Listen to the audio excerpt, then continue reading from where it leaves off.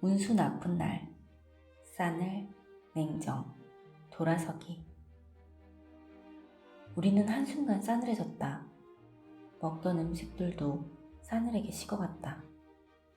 항상 웃던 그녀의 얼굴에 먹구름이 꼈다. 나는 나대로, 그녀는 그녀대로 말할 수 없었다. 연락할 의사가 없었다면 좀 더 강하게 해야 했지만 내 성격상 하기 힘들었다. 이것은 변명일 뿐이고 무조건 내 잘못이었다. 연락하고 싶지 않았는데 걔가 일방적으로 연락해왔어. 멀리서 보면 내가 어떻게 해야 하는지 명확했는데 구차한 변명만 늘어놓고 있었다. 그녀도 내 말이 귓등으로도 들리지 않았을 것이다. 행복했던 파리에서의 순간이 한순간에 물거품이 되었다. 그녀가 번뜩 일어나 짐을 챙겨 나가기 시작했다. 내 머릿속에 번개가 번쩍였다.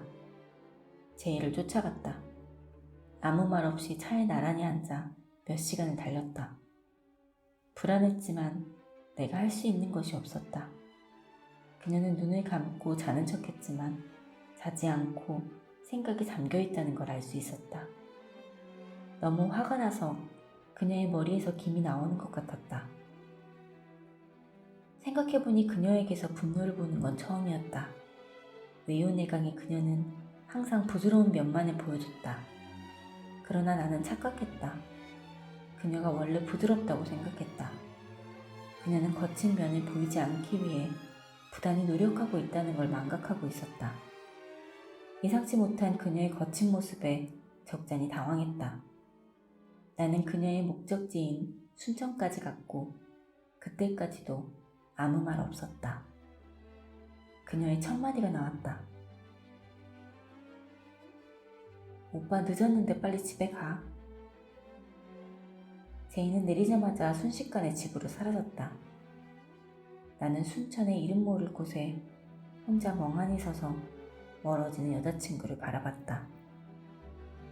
머릿속이 복잡해졌다. 그녀와 헤어지는 것일까? 그 이후로 당분간 그녀에게서 연락이 오지 않았다. 멈춰버린 순간. 해결도 하지 못한 채 어쩔 수 없이 섬으로 들어왔다. 섬이란 공간은 때때로 잔혹하다. 육지는 오지라 하더라도 갑자기 급한 일이 있다면 새벽까지 달려가 일을 해결할 수 있지만 섬은 그렇지 않다. 갑자기 누가 죽어도 당장 달려갈 수 없고 배가 뜨지 않는다면 꽤 오랜 시간 나가지 못할 수도 있다. 내가 육지의 어느 곳에 있었다면 매일 일과를 마치고 그녀의 집 앞으로 달려갔겠지만 그럴 수 없었다. 나는 절박한 심정으로 그녀의 연락을 기다릴 수밖에 없었다. 내 사생활과 별개로 해야 할 일들이 산적해 있었다. 내 진료를 보겠다고 기어코 내가 오는 날을 기다리고 있던 환자들이 있었다. 마음을 추스를 시간도 없이 나는 첫날 50명이 넘는 환자를 봤다. 마음이 지쳐있어 그런지 3시가 넘자 어지러워지기 시작했다. 평소 힘들다가도 그녀 생각만 하면 힘이 나곤 했었는데 지금은 연락을 받아줄 그녀가 없었다. 모든 것이 멈춰버린 것 같았다.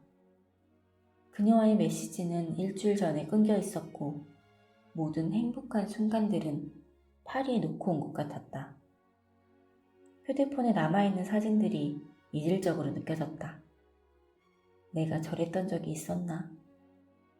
몇 년이 지난 것 같았다. 모든 것이 내 업보였다. 오류난 컴퓨터는 이따금 실수를 만들었다. 기침을 계속하는 할머니가 실수로 내 얼굴에 기침을 했다. 내 얼굴엔 침과 일부 건더기가 묻었다. 순간적인 화를 참지 못하고 환자에게 화를 냈다. 옆에 있던 간호사도 당황했다. 이전의 나와 그날의 나는 정말 달랐다. 정말 큰 실수였다. 의사를 찾아오는 것이 얼마나 힘든 것인지 알면서도 힘들게 온 환자에게 화까지 냈으니 바로 밖으로 나갔다. 파도를 보고 싶었다. 파도는 항상 내게 여유로움을 줬다. 바닷바람을 맞으니 조금 진정되었다. 점차 내가 했던 실수들이 떠올랐다. 뒤늦게 후회가 되기 시작했다. 돌아오자마자 간호사에게 사과했다. 어제 안 좋은 일이 있어 나도 모르게 화를 냈다고 하니 괜찮다며 나를 위로해줬다. 감사했다. 마음을 나쁘게 먹는 날은 일진도 좋지 않았다. 휴대폰이 꺼진 줄도 모르고 잠들었다. 오랜만에 숙면을 취하는데 이상한 느낌이 들었겠다.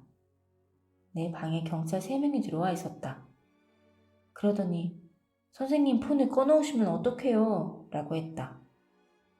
아직 잠을 덜 깨서 뭐라고 하는지 잘 안 들렸지만 몇 초 뒤 본능적으로 응급 환자가 생겼구나 생각했다.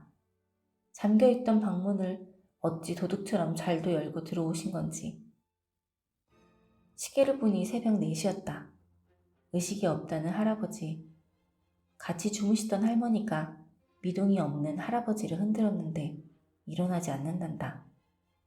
나는 응급키트를 챙겨 선착장으로 이동했다.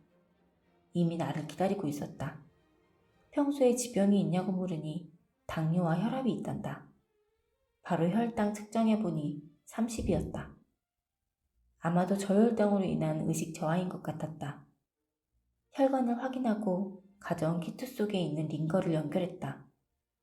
배 안에 혹시 사탕이 없냐고 묻자 의경이 먹던 사탕 하나를 내밀었다. 환자의 입속에 사탕을 물렸다. 그렇게 나는 해경정을 타고 육지로 나갔다. 육지로 가는 동안 환자의 혈당은 회복되었고 도착하자마자 의식을 차렸다. 그러곤 하는 소리. 내가 왜 여기 있어? 나 괜찮은데 뭔 호들갑이여? 저혈당으로 인한 의식 저하는 빠르게 회복되고 후유증이 남지 않는 게 일반적이다. 주위 사람들은 적잖이 당황했겠지만 병원으로 가라는 조언에도 할아버지는 그럴 필요 없다며 나와 같이 첫 배로 다시 들어왔다. 아침에 조업 나가야 하는데 왜 쓸데없는 짓을 했냐며 할머니를 타박했다. 물에 빠진 사람 살려놓으니 보따리 내놓으라고 한다는 말이 떠올랐다. 섬 선착장에 도착해 터벅터벅 진료실까지 멍하니 돌아왔다. 난 무엇을 한 거지?